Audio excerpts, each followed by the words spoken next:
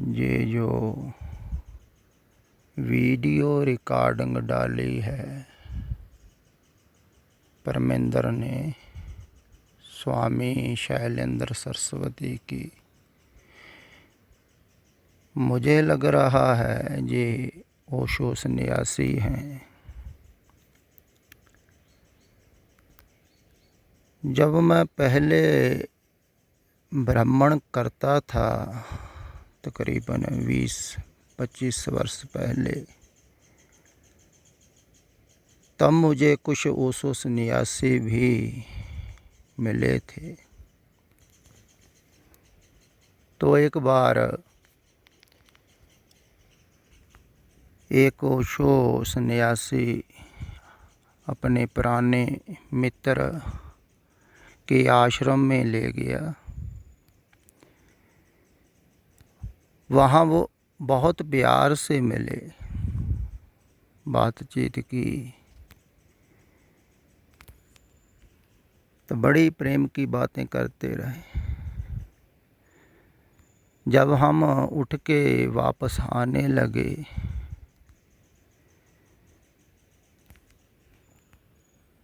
तो जिस सन्यासी ने हमें चाय वगैरह पिलाई थी, उसने कहा इतने पैसे हो गए आप। मैं थोड़ा सा हैरान भी हुआ, भी इतने प्यार से मिले हैं, पुराने मित्र हैं, प्रेम की बातें कर रहे थे, अब पैसे मांग रहे। लेकिन वहाँ पर बस नहीं हुई, वो स्वामी जी कहने लगे वो बिस्कुट के रह गए, वो भी दिए थे ना तुमने ला के बिस्कुट। तो मैंने और जगह भी देखा कि इनके आश्रमों में ज़्यादा पैसे का ही हिसाब किताब होता है। ये पैसे पूरे वसूल करते हैं, जैसे होटलों वालों नहीं करते। तो वहाँ रहने वाले भी आपस में ही संबंध बनाते रहते हैं, शारीरिक, उसी मोह माया में पड़े हुए हैं जैसे संसारिक लोग।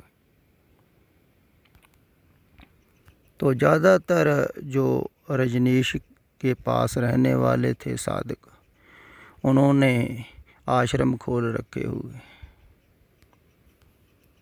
तो उनको ही सुन सुन के, पढ़ पढ़ के, विचार विचार के, कुछ अपना मिला के साथ में तो प्रचार कर रहे हैं। इसीलिए ये त्याग की बात नहीं करते हैं। इनके आश्रमों में भी बहुत लोग जाते हैं, क्योंकि वहाँ मनोरंजन की भी सुविधा है। आदमी मनोरंजन भी चाहता है ना, वहाँ नाचना गाना सब मनोरंजन हो जाता है, पिकनिक जैसे हो जाता है। साथ में ध्यान कर लेते हैं, दोहरा लाभ, धार्मिक लाभ भी लेते हैं लोग। जैसे अक्सर आपने देखा है गर्मियों में लोग जाते हैं ना पहाड़ी तीर्थ स्थानों पर, वो ज़्यादातर घूमने जाते हैं, लेकिन घूमने का नाम नहीं लेते हैं। वो कहते हैं हम तीर्थ स्थान पर जा रहे हैं यात्रा करने। तो घर वाले भी नहीं रोकते, धार्मिक कर्म करने जा रहे, तो दोहरा काम हो जाता है, घूमना भी हो जाता है, तीर्थ यात्रा भी होगी। तैसे ये साधना करने वाले हैं, कुछ पुण्य भी इकट्ठा कर लिया, कुछ मनोरंजन भी हो गया। तो ऐसे स्थानों पर बहुत जाते हैं लोग, जहाँ सुगमता है। ध्यान रखे, मन चाहता है कोई ऐसी विधि मिल जाए, ऐसा तरीका, सुगम उपाय कि कुछ बदलना ना पड़े, कुछ त्यागना ना पड़े, और वो भी मिल जाए जिसकी सतपुरुष बात करते। जैसे संसार में मन चाहता है ना बैठे बैठाए धन मिल जाए, ज़्यादातर लोग चाहते, मेहनत ना करनी पड़े, कोई लॉटरी लग जाए, कुछ हो जाए। तो संसार में तो हो भी जाता है, किसी को मिल भी जाता है, क्योंकि झूठा धन है ना, लेकिन साचा धन वैसे नहीं मिलता, इसकी कीमत चुकानी पड़ती है। कीमत चुकाने को कोई राजी नहीं है। सत्य की कीमत है असत्य। अब जो कह रहा है असत्य को छोड़ के आओ, आप उसके पास जाएंगे, या जो विधियां बता रहे हैं उनके पास जाएंगे। ज़्यादातर तो उन्हीं के पास जाएंगे ना। फिर जो सरल आसान विधियां बताते हैं उनके पास ज़्यादा जाते। एक सज्जन कह भी रहे थे मुझे कि जैसे ब्यासा वाले हैं और भी कई संप्रदाय हैं, उनके पास लाखों ही शिष्य हैं, वो कैसे? मैंने कहा उनका मार्ग बहुत सुगम है। वो मंत्र दे देते हैं, बस उसका जप करो और कुछ छोड़ना नहीं, कुछ त्यागना नहीं। तो और जो मंत्र ले लेते हैं ना, वो सोचते हैं हमने गुरु धारण कर ली, अब गुरु जाने मुक्त करेगा ही हमें। लेकिन जो सच्चा गुरु है ना, वो कहेगा तुम पहले संसार से मुक्त होना चाहोगे ना, तब मुक्त होगे। मेरे करने से मुक्त थोड़ी होगे, किसी के किए कोई मुक्त थोड़ी होता है, कहने से भी नहीं होता है, विधियों से भी नहीं होता है मुक्त, क्योंकि विधियाँ मन एकाग्र करने के लिए हैं सारी। तो इन विधियों से थोड़ा बहुत किसी का एकाग्र हो जाता है मन।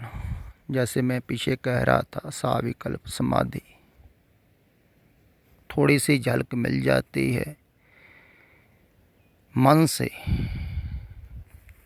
तो ऐसे लोग ही ज़्यादातर प्रचारक होते हैं। कोई थोड़ी सी झलक मिली, उसी के सहारे वो दूसरों को बताने लगते हैं। इसीलिए तो वो छुड़वाते नहीं हैं बाहर से। तो जो उनको मिला है काल्पनिक, वो काल्पनिक ही दूसरों को देते रहते हैं। वो कहते प्रकाश में धान यहाँ लगा लो, वहाँ लगा लो, यहाँ लगा लो। जैसे ये कह रहे हैं तो बहुत आसान है। ये तो मैंने भी बहुत बार पीछे कहा है कि बाहर से ध्यान हटा के, इंद्रियों से भी ध्यान हटा के ध्यान अंदर ले जाना है, जो इंद्रियों के पीछे है। लेकिन इंद्रियों के पीछे तभी ध्यान जाएगा ना जब बाहर से हटेगा। बाहर से हटेगा फिर इंद्रियों पर आएगा, फिर अंदर जाएगा। लेकिन बाहर से हटाना बहुत कठिन है ना, हटाने को कह भी कोई नहीं रहा है। क्योंकि जिसका हटा होगा ना, ये ध्यान रखो, मैं बार बार कहता हूँ, बहुत कठिन है समझना। जिसका हटा होता है ना, वो पहले ये बात करता है। वो कहता है जो प्राणी ममता तजय लोभ मोह अहंकार, कहो नानक आपन तरे औरन लेत उधार। ज्यों सुपनार पेखना ऐसे जग को जान, इनमें कछ साचो नहीं नानक बिन भगवान। तो वो पहले त्यागने की बात करेगा। जो प्राणी ममता तजय, मम को ममता तजय, लोभ मोह अहंकार, फिर वो आपन तरता है, दूसरों को भी तारता है। लेकिन तजने की बात तो कोई कह नहीं रहे। तो वो प्रथम में ही ये बात कहेगा कि कूड़े टूटे पाल। देखो, वो कूड़ की पाल बताएगा फिर कैसे टूटेगी। पहले कूड़ क्या है? कूड़ की दीवार। संसार की तरफ ध्यान लगने से आपके अंतःकरण के ऊपर एक विचारों की दीवार बन गई, झूठी दीवार, सोचने से बन गई। उसको तोड़ना है। तो वो ध्यान बाहर लगा हुआ है, इसीलिए बनी है। विचार कर रहे हो आप, तो ध्यान बाहर से हटेगा, फिर ही अंदर आओगे ना इंद्रियों के पास। लेकिन ध्यान हटाना बाहर से बहुत कठिन है, कोई नहीं हटाना चाहता है। स्त्रियां ज़्यादातर बिल्कुल नहीं हटाना चाहती। वो कहती ऐसे ही सब संबंध बने रहें, बिल्कुल वैसे ही, तो हमारा ध्यान भी लग जाए। तो वो बहुत खुश होती हैं। देखो, इससे अच्छा क्या है, कुछ छोड़ना नहीं, कुछ त्यागना नहीं, बस ध्यान करते रहो, ध्यान लग जाए। ध्यान लग भी जाता है कईयों का, ये भी बात ख्याल में लो। जैसे मैं पीछे कह रहा था ना, साविकल्प समाधि से कुछ लोग निर्विकल्प समाधि में भी चले जाते हैं अगर कोई ध्यान करता ही रहे। लेकिन निर्विकल्प समाधि में भी कब तक रहेंगे, क्योंकि वो भी कर रहे हैं ना। तो जो आदमी कुछ कर रहा है वो थक जाएगा। इसीलिए जो साधना करते हैं वो कहते हैं हमारा मस्तक भारी होने लगा, सिर भारी हो जाता है, किसी का दर्द करता है, क्योंकि वो कर रहे हैं, कुछ क्रिया कर रहे हैं, लगा रहे हैं ध्यान। तो लगाने वाला थकेगा ही। चाहे निर्विकल्प समाधि है, वही तो लगा रहा है ना, वो थक जाएगा। तो जब भी उठेगा एकदम मन दौड़ेगा संसार की तरफ। ऐसे ही तो ऋषि मुनि भाग गए थे संसार की तरफ। बहुत समय से बैठे रहते थे निर्विकल्प समाधि में, लेकिन जब इस संसार में आकर्षण पैदा होता, कोई स्त्री गुजरती, उसके पीछे चल पड़ते। देखो संसार छूटा नहीं ना, मोह माया का त्याग नहीं हुआ, जाना नहीं सपना है। बहुत समय तक साधना करने के बाद भी, जंगल में रहने के बाद भी, ध्यान करने के बाद भी फिर भटक जाते। कमाल की बात, छुटकारा नहीं हुआ बाहर से, समाधि तो मिल गई। ऐसे ही कहते हैं ना, एक जोगी अमृतसर सरोवर से निकला था, जब खुदाई हो रही थी ना, तो एक बहुत बड़े मठ में बंद था, नीचे दबा हुआ। जब उसको निकाला तो उसका शरीर तो बिल्कुल निर्बल हो चुका था, बोलने के भी काबिल नहीं था। वो सिर्फ थोड़ा थोड़ा देख रहा था आँखों से। तो देखने से ही उसने गुरु साहब से कुछ पूछा, कुछ इशारों से, कि मैं बहुत समय का यहाँ बैठा हुआ है, मेरे गुरु बैठा गए थे ध्यान में, तो आप कृपा करो, मुझे मुक्त करो अब। तो गुरु साहब जी कहते हैं फिर अगले जन्म में होगा तू मुक्त। देखो कितने समय से बैठा हुआ है ध्यान में, फिर भी मुक्ति नहीं, क्योंकि वो कर रहा है ध्यान, कर्तापन बना हुआ है ना। तो जब तक कर रहा है ध्यान, तब तक कर्तापन बना है, तब तक वो संसार में भटकेगा वापस। तो सहज समाधि में वो जाता है जिसका पूरा संसार से ध्यान हट जाता है। सहज समाधि का अर्थ हुआ होता है कुछ करता नहीं है सहज समाधि वाला, वो कर्तापन को गिराता है। जब कर्तापन गिर जाता है तो वो सहज हो जाता है, वो फिर कुछ करता नहीं है, ना संसार में करता है कुछ, ना अध्यात्म में कुछ करता है। वो कर्तापन को गिराता रहता है, मैं को गिराता रहता है, ऐसा बोल सकते। तो सहज समाधि में तो वो जाता है। लेकिन ज़्यादातर साविकल्प समाधि थोड़ी देर के लिए जो लगती है उनमें जाते हैं, वो भी बहुत कम है। ज़्यादा प्रचारकों को बिल्कुल नहीं पता है समाधि का, ध्यान का। कुछ हैं जो साधुओं के पास जहाँ कोई साधना करता रहा है तो उसकी थोड़ी देर के लिए स्थिरता हो जाती है, तो उसी के सहारे वो दूसरों को बताने लगता है। तो कोई बिरला है जो आगे निर्गुण में जाता है, निर्विकल्प समाधि में जाता है कह लो। तो इसके आगे तो फिर गुरु कृपा द्वारा जाया जाता है, क्योंकि मैं को खुद नहीं छोड़ा जा सकता है।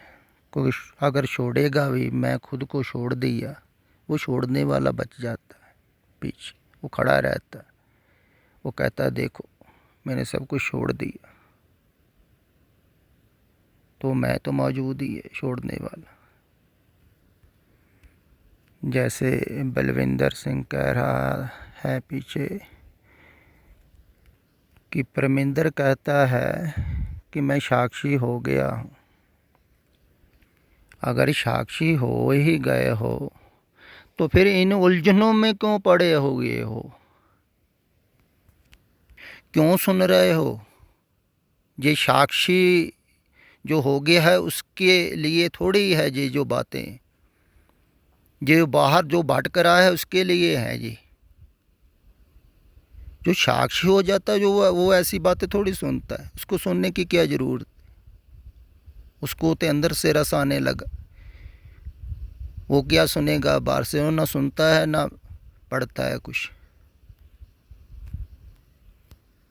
उसको पढ़ने सुनने की ज़रूरत तो थोड़ी है बाहर अब कुछ। तो ये जो अभी सुन रहा है तो इस सुनने से ही पता लग रहा है कि अभी नहीं, साक्षी नहीं हुआ है, अभी ध्यान बाहर भटक रहा है। तभी सुन रहा है ना कि कैसे बाहर से ध्यान अंदर लगाना है। फिर वो कह रहे हैं थोड़ा थोड़ा बाहर रखो, थोड़ा थोड़ा अंदर रखो।